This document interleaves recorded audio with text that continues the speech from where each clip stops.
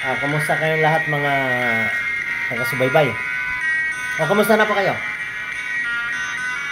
Panalo ba? Alam ko, yung mga iba hindi pa naka-move on, yung mga talagang diehard sa nakalipas na pagpipili ng mga leader. Mga kaibigan, hindi po tayo magbabanggit kung ano-ano man na kasi bawal po sa pagbablog.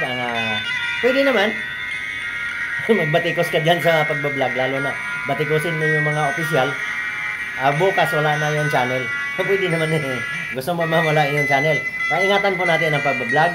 Kailangan patas lang po tayo, diretso. Wala tayong kikilingan. Ibig sabihin ng mga kaibigan. Kaya ako sinasabing marami pang hindi naka-move on.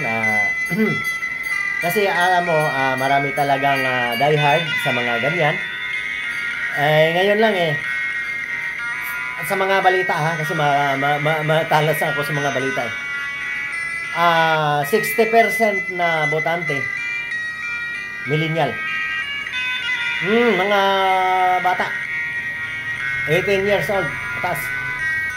Ibig sabihin alam na ng mga bata, alam na rin nila ang sa ganun yung mga pagpipili. Bakit? High-tech dito na, kita na dito kung ano dito sa cellphone. Ibig sabihin mga kaibigan, para hindi umaba ang ating video. Yun naman panalo ang kanyang manok. Masaya. Boys and girls, ibig sabihin mga guys, hindi po porke nananalo ang iyong gusto, ang iyong napupusuan hindi na tayo magsikap. Alam mo ba saan ba nanggaling ang pera ng budget ng ating bansa? Nagagaling sa bawat isa sa atin. Nare-recycle lang yan. At ang nagagawa ng mga pamamaraan yung mga ating mga nakakataas. Pero ang totoong pera galing po sa atin. Mga ordinaryong mamamayan, mga sibilyan. Kaya po binabati ko ang lahat, lalong-lalo ng mga magsasaka. Hindi po pagkampantay kayo kung panalo na yung manok baka mamaya hindi na kayo magsaka. Kasi panalo na. Ayan po ay suntok sa buwan. Kaya po kung nanalo ang iyong manok, yung bata mo, ibig sabihin, lalo ka pang magsikap para sa iyong pamilya at para sa bayan. Ayan po ang aking experience. Ang dami ko ng uban. Alam ko na yung mga ganyan. Bata pa ako, naintindihan ko na kung ano yung pagsusulit, pagpipili na yan.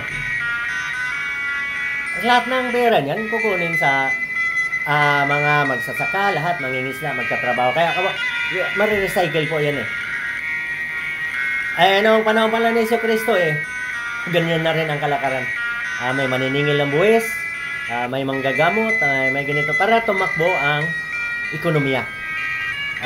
Ibig sabihin, maniningil ng buwis, yun yung susulduhin ng ating mga nagpapatakbo sa ating bansa.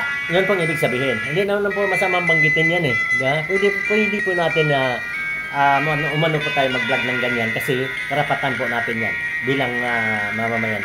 Pero bawal po sa atin na magkakampi tayo. Diretso lang po. Ayan po. Hindi po baka kumpiyansa na, paalala ko lang. Ngayon, marami nang naupo na. At baka umasa ka na nanalo, pinaupo natin yung ating gusto. Hindi na tayo magsipag kasi inisip natin, asenso na tayo kasi nakaupo na Hindi po mangyayari yun. Kung hindi, ang pag-asenso nasa ating sarili.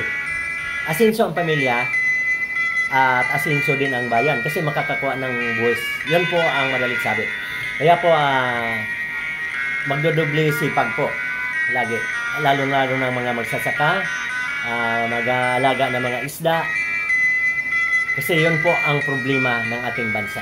Halos imported na. Awag na, makapiright pa ako Ang sarap isipin na may murang bigas. Pero ang masakit yan abonado dyan ang ano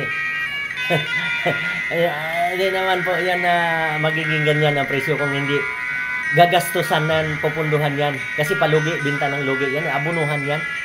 Ha? Kaninong pira yung abono? Galing din sa atin, mga tax. Kung wala man makuha ang tax, mangutang. Yan po, sana di kayo magsawa sa pagsubaybay sa akin channel. Gusto ko kasi laging may ambag sa inyo. Ako, di bali ako, matanda na ako pero alam niyo ba, ang aking mga anak, tinitraining ko yan. Sa awa ng Panginoon, nakapag-aral naman yan. Pero tinitraining ko nga, ganito lagi. Isipin lagi ang bukas. Sunod na henerasyon. Huwag yung ngayon lang. Kasi, anuhin mo yung ngayon, lilipas ka lang. Pero yung lahi, padami ng padami. Kaya lagi pong isipin ang darating na panahon. Sige, hanggang dito na lang. Ingat po tayo palagi.